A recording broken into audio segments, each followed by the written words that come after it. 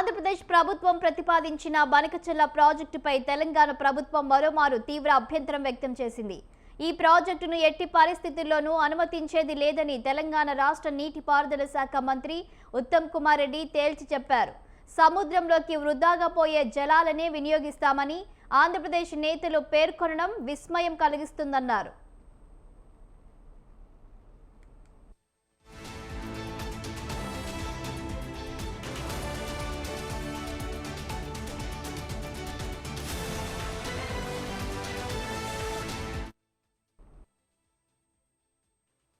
నిలువరించేందుకు తాము అన్ని విధాలా ప్రయత్నిస్తున్నామన్నారు. ఇప్పటికే ఈ విషయంపై గోదావరి రివర్ మేనేజ్మెంట్ బోర్డుకి కేంద్ర జలశక్తి శాఖ మంత్రి సిఆర్ పాటిల్కు లేఖలు రాశామన్నారు. అంతేకాకుండా కేంద్ర మంత్రితో స్వయంగా మాట్లాడి ఈ ప్రాజెక్టును నిలిపివేయాలని విజ్ఞప్తి చేశామని చెప్పారు. తమకున్న అభ్యంతరాలన్నింటినీ కేంద్ర ప్రభుత్వ దృష్టికి తీసుకెళ్లమని వివరించామన్నారు.